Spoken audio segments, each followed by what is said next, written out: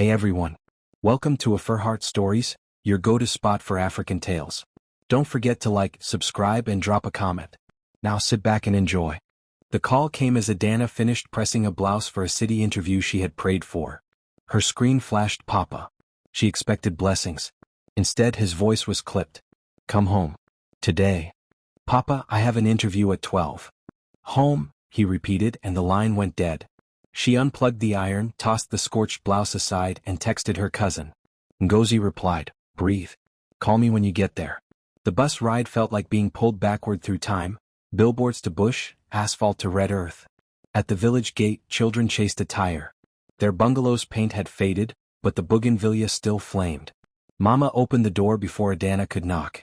Nwam, she breathed, pulling her in. The parlor had been rearranged for a verdict. Plastic chairs in a crescent, biscuits on a tray. Uncles and aunties filled the seats, whispers filled the gaps. Chief Nwosu sat in the middle like a judge. Sit. Papa, what happened? I can still rush back. Honor happened, he said. Sit. Uncle Ifani cleared his throat. A good thing has come for our daughter. A proposal, Aunt Ifeoma added. A respectable young man. Hardworking. From a family we know. Who? Adana asked, though dread had already formed a name. Obinna, her father said. The farmer. It slipped out before she could dress it better. Obinna the farmer? A wave of disapproval rolled across the room. He is not just farmer, Uncle Ifani said. He is disciplined. And 32, Aunt Ifeoma chimed.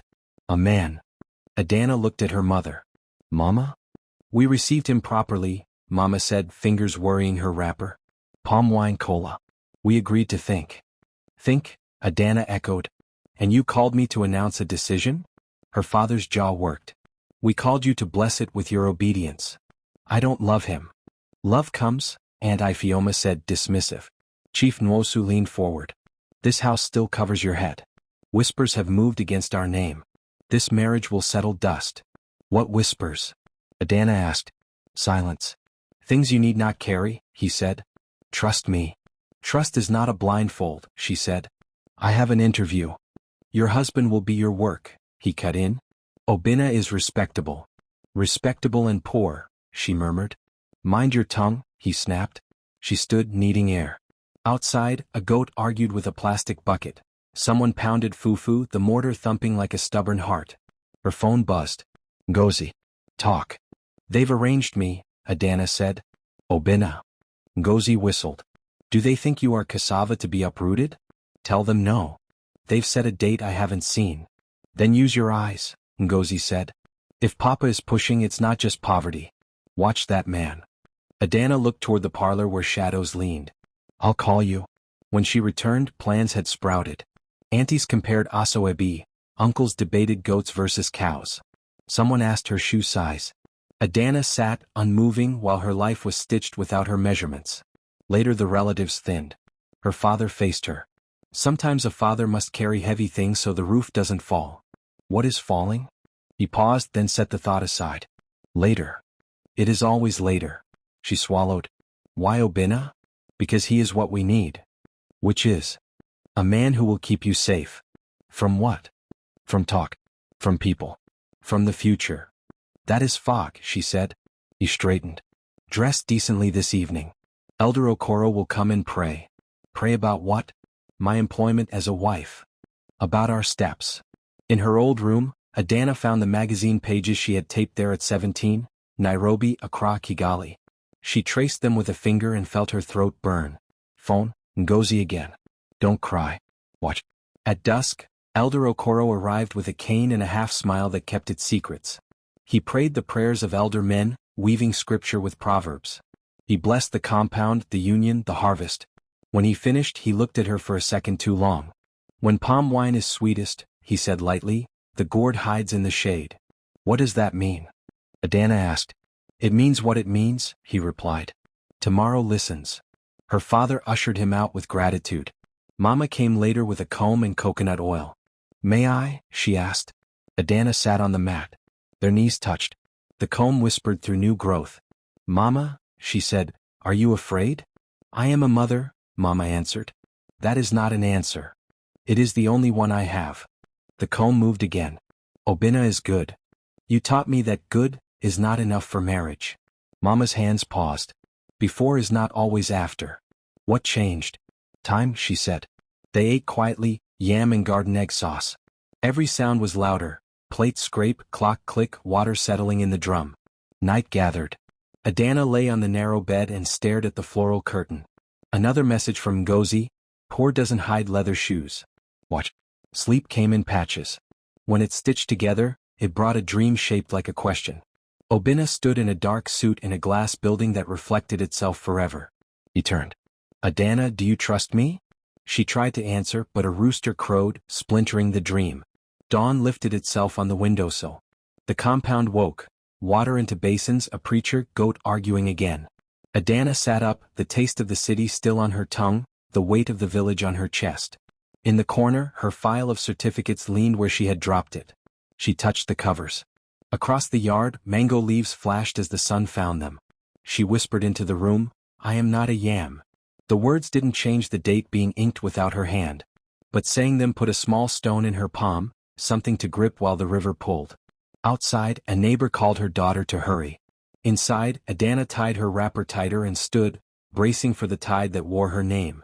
Adana woke to the sound of voices in the parlor. She could tell by the rhythm.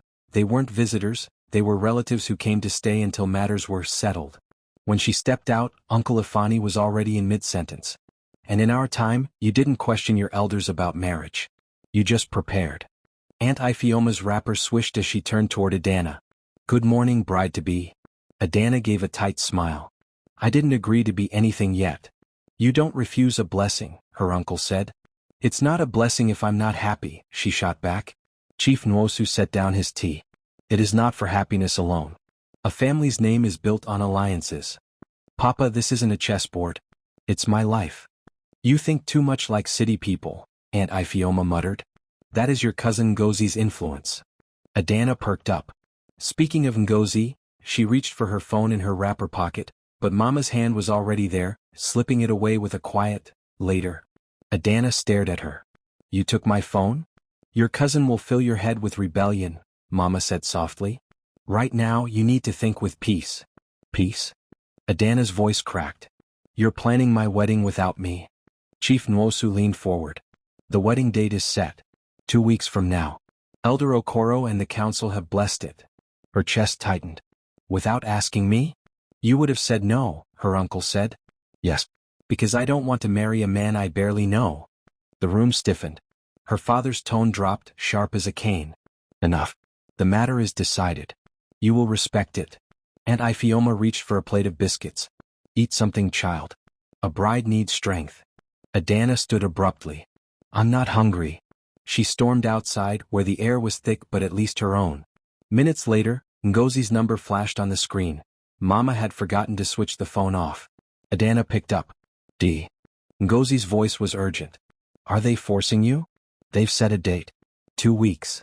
That fast? No, listen, don't let them pin you like a goat. Find out why your father is so eager. Obina isn't just some farmer. Something's off. Everyone keeps hinting, but no one says anything. Ngozi's voice dropped. Because it's either a secret they can't tell, or don't want you to know. Watch him. Before Adana could reply, Mama's voice called from inside, and she quickly ended the call. The rest of the day was a parade of aunts bringing fabric samples, uncles discussing bride price lists, and neighbors peeking through the gate with sly smiles. The walls seemed to inch closer every hour. By evening, her father called her to sit in the parlor again.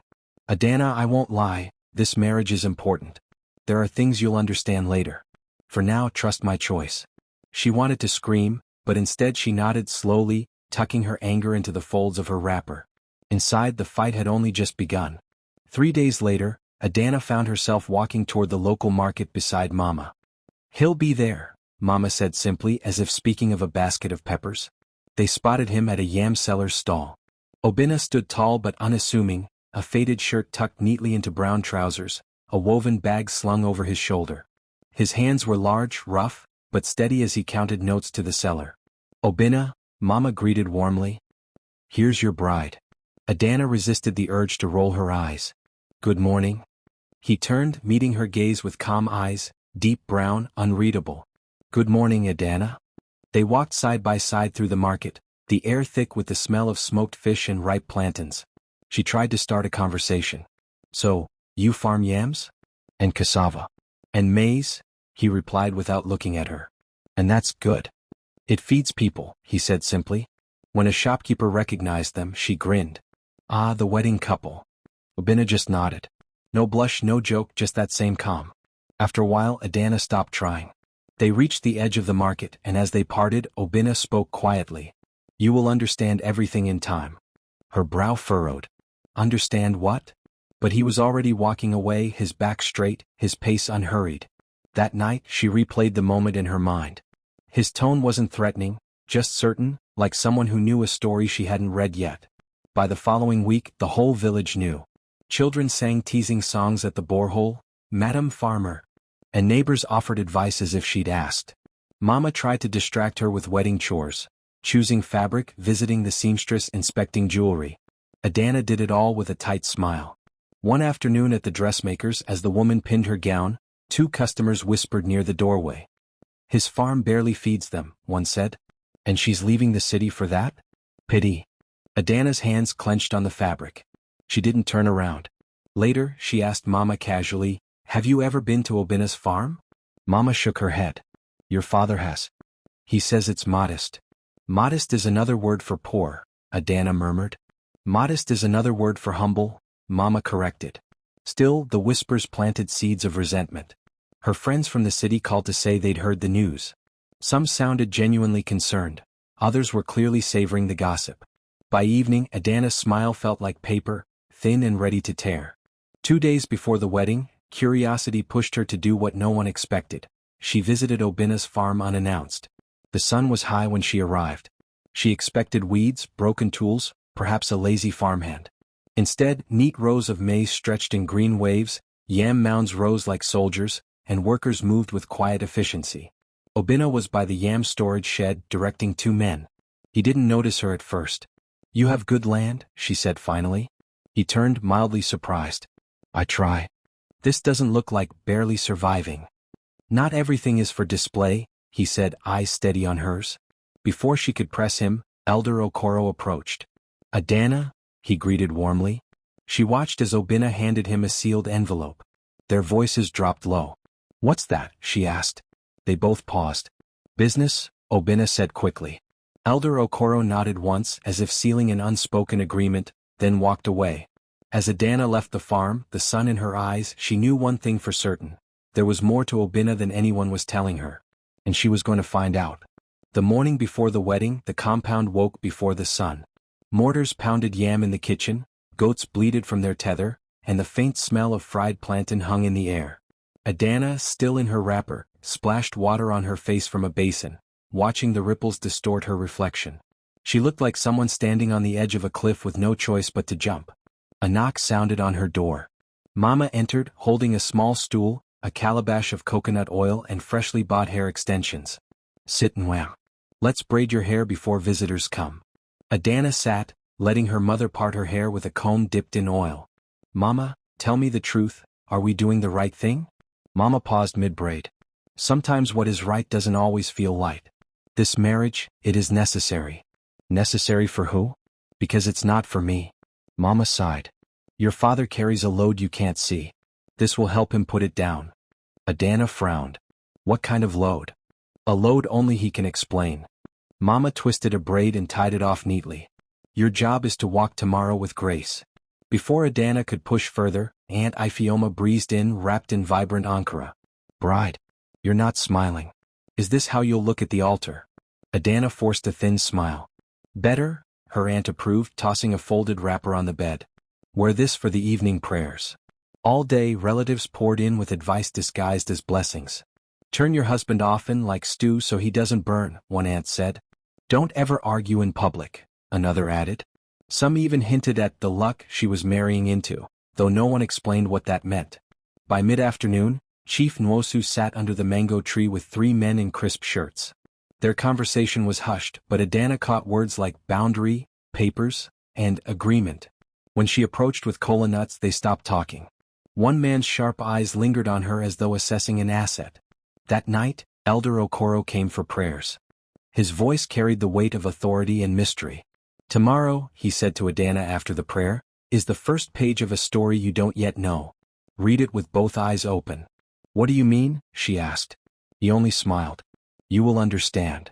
When the compound quieted, Adana lay in bed staring at the ceiling, replaying every strange moment since she'd returned. Her phone buzzed under her pillow, Ngozi's message: "Poor men don't wear leather boots in Harmattan. Watch him." Adana typed back, "I'm watching." She slept in snatches, her dreams a blur of a glass tower, a locked room and Obina's steady, unreadable gaze. By sunrise the village square was alive. Canopies shimmered in white and gold. Drummers tuned their instruments. Women tied geli in front of mirrors, and the air smelled of fried meat and perfume. Mama dressed Adana in coral beads, an embroidered blouse and a richly patterned wrapper. "You look like a queen," she whispered, eyes shining. "Queens have choices," Adana murmured. Aunt Ifioma entered, clicking her tongue in approval. "At least you didn't frown this morning." At the square, Obina stood waiting in a fresh Isaegu shirt, his posture confident. Their eyes met, and he gave a small smile, a smile that said he knew something she didn't. The ceremony began with prayers and the breaking of kola nuts. Chief Nwosu's voice carried over the crowd. "Today 2 families become one. May their unity bring strength." When it was time for the vows, Obina spoke with deliberate weight. "I take you, Adana, not just as my wife but as my partner in all things, seen and unseen." Her brow furrowed, but she repeated her vows. The ring was cool against her finger. The ululations that followed were deafening. Guests clapped, and the MC ushered them to their first dance. "Do you trust me to lead?" Obina asked. "For the length of this song," she replied. During the reception, Adana noticed subtle things. Some guests bowed slightly when greeting Obina, others whispered to each other after he passed. Even Chief Nwosu's expression held a strange satisfaction whenever he looked at his new son-in-law. When Obina made his toast, his words were simple but loaded. "To my wife, thank you for stepping into the unknown with me. The answers will come soon." It was the same "soon" she'd been hearing all week. The MC kept the mood lively, switching from highlife to Afrobeats. Plates of smoky jollof, pepper soup and goat meat passed from hand to hand. Adana smiled and thanked well-wishers, but her mind kept wandering to the men in dark suits standing near the back. They didn't look like villagers, they looked like security. When she asked Obina about them, he simply said, "Colleagues." "From the farm?" she pressed. "From work." His tone closed the subject.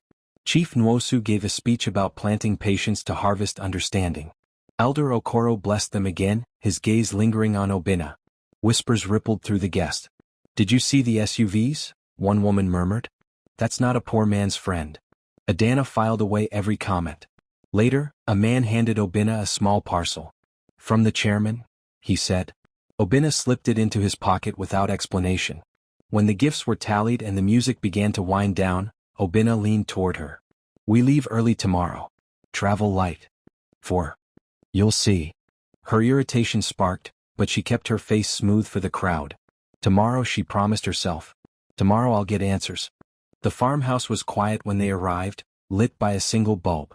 Adana glanced down the corridor and saw the locked door she'd noticed before. Obina returned from the kitchen with tea. "Drink. It's been a long day." They sat across from each other, the silence thick. "What's behind the locked door?" she asked. "Documents," he replied. "What kind of documents?" "Ones you'll see when it's time." "Always time." "When is the right time, Obina?" He studied her. "Tomorrow. But you'll need to trust me until then. Trust has to be earned." "And I plan to earn it," he said. When she stood to head to her room, he stopped her and handed her a small brass key. "For tomorrow. Keep it safe." She turned the key over in her hand.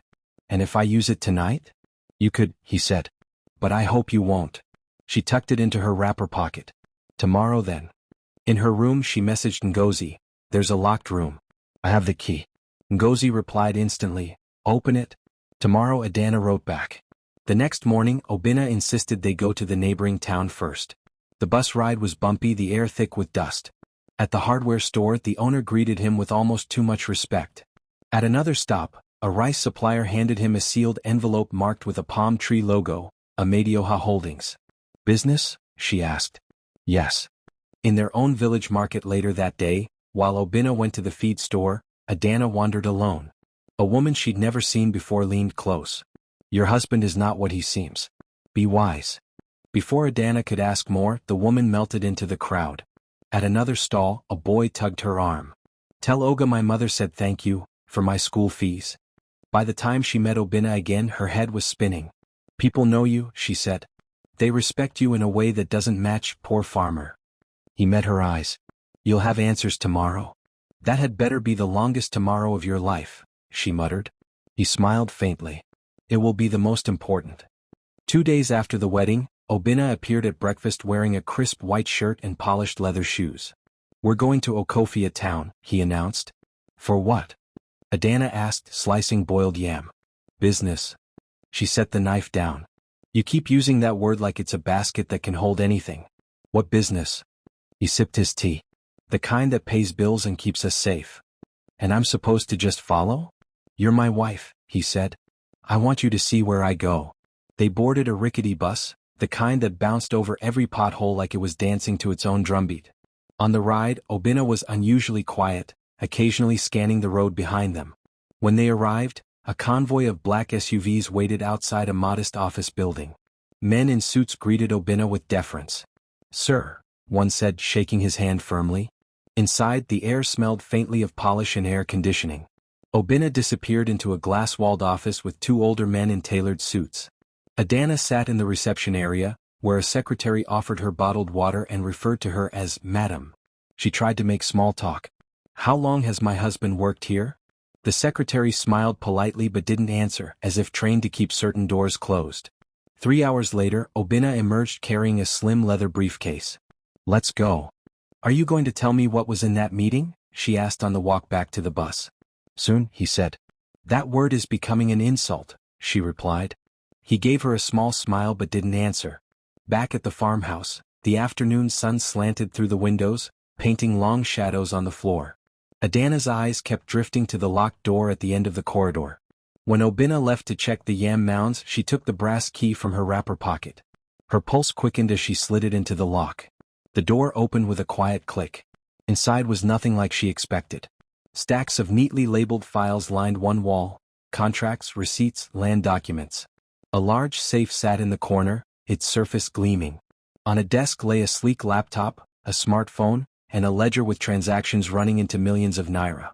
She stepped closer to a shelf where several envelopes bore the same palm logo she'd seen in the market. Amadioha Holdings. She opened one and found a certificate of ownership, Obina's name printed in bold. He wasn't just doing business with the company, he owned it. The sound of footsteps jolted her. She hurriedly replaced the envelope and locked the door. When Obina came in, he studied her for a moment. You've been quiet, he said. I'm thinking. About what? How many versions of you exist, she said.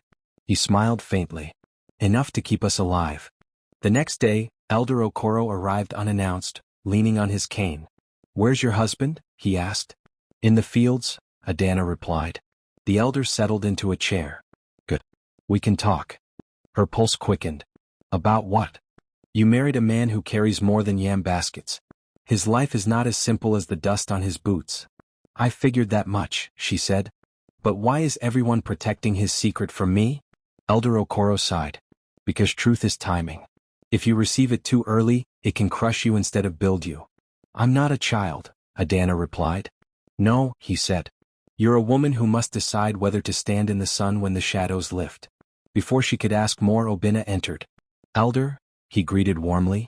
Their conversation shifted instantly to harmless topics: crops, rainfall, market prices. But when Elder Okoro left, he gave Adana a look that said more than his words. Be ready. That evening, a young boy from the village brought an envelope to the farmhouse. For Madam, he said before sprinting away. Inside was a single sheet of paper with neat handwriting. The truth will be revealed at the right time. Trust no one. Her fingers tightened around the paper. She hid it in her wrapper before Obina entered. He glanced at her face. What's wrong? Nothing. You're a terrible liar, he said. She forced a smile. Then maybe stop asking questions you don't want the real answers to. He chuckled but didn't push further. That night as he slept, she took the letter out again. The words trust no one echoed in her mind. Did it include him? 2 days later, Chief Nwosu announced there would be a village elders meeting, and both Adana and Obina were to attend. When they arrived, the hall was already full. Elder Okoro and other senior men occupied the front row. But when the meeting began, Obinna was invited to sit at the central seat, an honor reserved for the most respected and influential. Adana's confusion deepened when the elders began speaking in low voices that excluded her entirely. She wasn't even allowed to stay in the room. She waited outside, pacing until the doors opened. Obinna emerged, his face unreadable. The elders bowed their heads slightly as he passed. "What was that about?" she demanded as they walked home. "Decisions," he said. "What kind of decisions?" "The kind that affect more people than just us." She stopped in the path. "Obinna, I'm your wife. Stop speaking to me like I'm a stranger." He met her gaze. "After tomorrow you'll never feel like a stranger again." And for the first time, his voice carried a weight that made her believe him. The morning after the elders' meeting, Adana woke to the sound of Obinna humming softly in the courtyard. She pulled the curtain aside and saw him polishing a pair of expensive leather boots, polish that gleamed even in the early sun. When he came inside, she nodded toward them. "Those aren't market boots." He smiled faintly. "No. They're city boots." "You keep them hidden?" "I keep them for the right occasions," he replied, sliding them into the wardrobe beside a gold wristwatch she'd never seen before. Adana raised an eyebrow. "That watch could pay for a semester at the university." "It could," he agreed, shutting the drawer. "You told everyone you're a humble farmer. Farmers don't wear gold watches." Obinna leaned against the wardrobe, meeting her gaze steadily. "Sometimes people need to see one version of you before they're ready for the rest." "You mean before they're ready for the truth," she countered. He didn't deny it. "Tomorrow, Adana. Just one more day." Her frustration simmered, but curiosity kept her from pushing harder. Still, she couldn't stop her eyes from searching the house for other clues: a sleek leather briefcase tucked under the bed, a small safe key hanging on the wall behind a cooking pot. Later that afternoon, she visited the farm to check on the workers. They greeted her with surprising respect, calling her Madam. One older man even removed his cap when she passed. It wasn't the tone people used for a farmer's wife, it was the tone reserved for someone connected to power. When she returned, she found Obinna in the sitting room reading a financial newspaper. She stopped in the doorway. "That's not exactly a farmer's morning read." He folded it neatly. "I have interests beyond maize." "That much is clear," she said. "But how many of them involve me?" "All of them," he replied without hesitation. Her chest tightened. "You talk like you're about to move us into another world." He smiled faintly. "I am." It was late afternoon when the sound of approaching engines broke the quiet. Adana stepped onto the veranda just as two black SUVs rolled into the compound, their polished bodies reflecting the orange glow of the setting sun. 4 men in dark suits stepped out, their movements precise, purposeful. They carried themselves like people used to command, not request.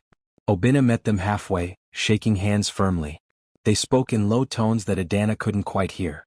Then, one of the men retrieved a briefcase from the SUV and handed it to Obinna with a slight bow. She stood frozen watching this exchange. Every gesture, every glance spoke of hierarchy, and in that hierarchy Obinna stood at the top. When the men left, Obinna came inside carrying the briefcase.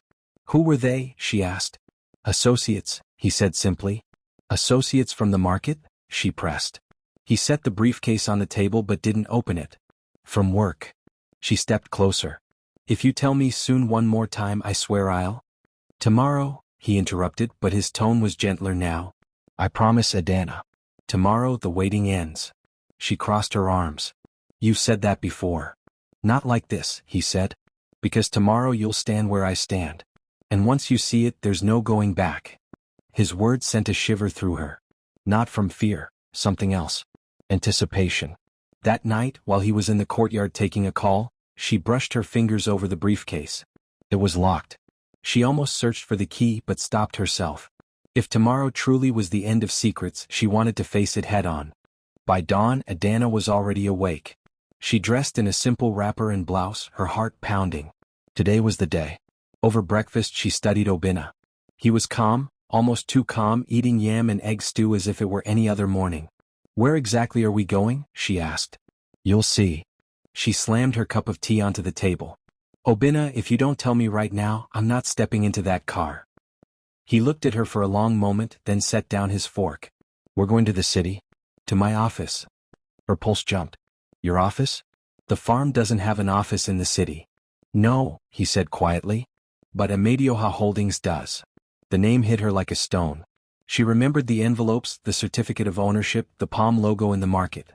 "You own it," she whispered. "I run it," he corrected. "My father built it. I stepped away for reasons I'll explain. But now it's time to return." "Why hide it from me?" she demanded. "Because before you wear a crown, you need to understand the weight. And I needed to know if you could carry it without running." She stared at him, caught between anger and a strange surge of pride. "And what's your verdict?" He reached across the table, covering her hand with his.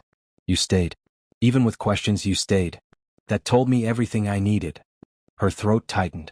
"So today I meet the real Obinna?" "Yes," he said. "And the people who've been waiting for him to return." She pulled her hand back, but the warmth lingered. "Then let's go," she said, standing. He smiled. "Good. Because once we step into that building, there's no going back to being just a farmer's wife."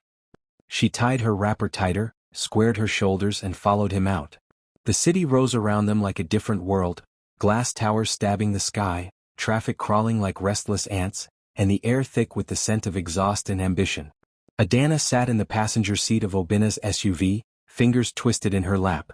The further they drove, the more his posture changed, shoulders back, chin lifted, gaze sharper. They turned into a gated complex guarded by uniformed security. The moment they saw Obinna, the guards straightened. "Good morning, Chairman," one said, saluting. "Chairman."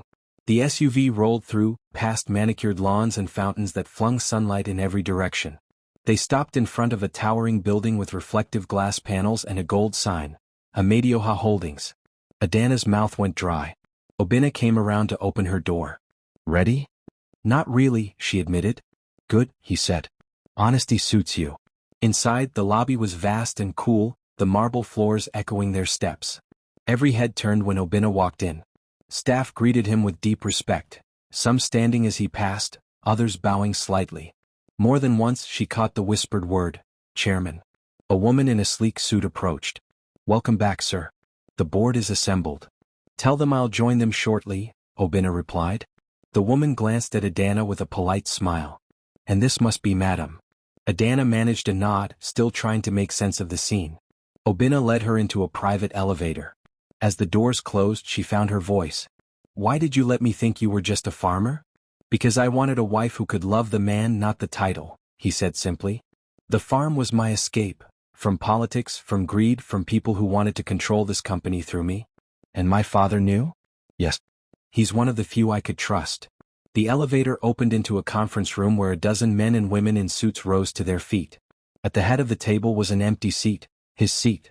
"Ladies and gentlemen," Obinna began, "this is my wife, Adana. She will stand beside me from this day forward." The board members greeted her warmly, but she could feel their curiosity, the silent weighing of whether she belonged in their world. The meeting began. Obinna spoke with an authority she'd never seen, discussing investments, signing documents, approving new projects. The once quiet man from the market now commanded an empire with a steady voice and a mind like a blade. Hours later, when they stepped back into the elevator, Adana finally exhaled. "You are not the man I thought I married." "No," he said, smiling faintly. "I'm more." She studied him, torn between awe and disbelief. "Why now? Why bring me here today?" "Because tomorrow the press will announce my return. And when they do, I want the world to know who stands beside me, not as a figure but as my partner." Her heart thudded. "And you think I'm ready for that?" "You proved it the moment you didn't run," he said. They drove back to the village that evening. The same people who'd called her Madam Farmer would soon know the truth. As the city lights faded in the rearview mirror, Adana looked at Obinna and realized, her life had shifted forever. By the time they reached the village, word had already begun to spread. The two black SUVs from before returned, carrying more associates. People peered from their compounds, murmuring. Mama was the first to greet them at the gate. "Welcome, Nwam.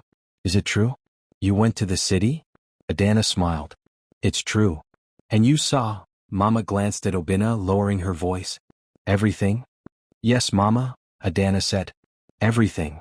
That afternoon, Chief Nwosu called a small gathering in the compound. Neighbors came, curiosity buzzing in the air. Obinna addressed them directly. "Many of you know me as a farmer." "That is true. But I am also the chairman of Amadioha Holdings. The farm was my peace, but now my work calls me back to the city, and my wife will be with me." Gasps and murmurs rippled through the crowd. Those who had mocked now shifted uncomfortably. Those who had pitied her now looked at her with something close to envy. One bold neighbor stepped forward. "Madam, why didn't you tell us?" Adana's smile was calm but steady. "Because sometimes it's better to let people finish their story about you before you tell them the real one." Laughter broke the tension, but the respect in the air was unmistakable. Later, as they walked the farm together, Adana felt different, lighter but also anchored. "So," she said, "we're splitting our time between here and the city?" "Yes," Obina replied. "This farm keeps me grounded. The city, that's where we build. And me? Where do I fit in all this?" He stopped, turning to face her fully. "You're not just fitting in, Adana. You're leading beside me. The company has projects that need your skills, your vision. I didn't just marry you to stand at my side. I married you to walk with me." Her chest swelled with something she hadn't felt in months: purpose. "Then I'll walk," she said. The next weeks were a blur of change. Trips to the city for board meetings. Training sessions with the company's project managers. New clothes for public appearances. Her name began appearing in news articles alongside his. But they never abandoned the farm. On weekends they returned to the village, tending to the land and the workers. The same neighbors who once whispered now greeted her with warm smiles and respectful bows. One evening, sitting on the veranda as the sun melted into the horizon, Adana glanced at Obina. "You know, if someone had told me a month ago that I'd be living between a farm and a corporate tower, I'd have laughed in their face. And now I understand why you waited," she said. "You wanted to be sure I was ready for the crown, and the weight that comes with it." He reached over, taking her hand. "And now," he echoed. She squeezed his fingers. "Now I'm ready." A breeze moved through the mango trees, carrying the scent of earth and promise. Somewhere in the distance, a drum began to beat, slow and steady, like a heart preparing for a long journey. Adana leaned back, watching the first stars appear. The girl who had once been forced into an unwanted proposal was gone. In her place stood a woman who had stepped into a life she hadn't imagined, but now claimed fully. And as Obina's hand tightened around hers, she knew the truth. This was only the beginning. Liked it? Thumbs up, subscribe and join the AfriHeart fam. Your support fuels our stories. Until next time.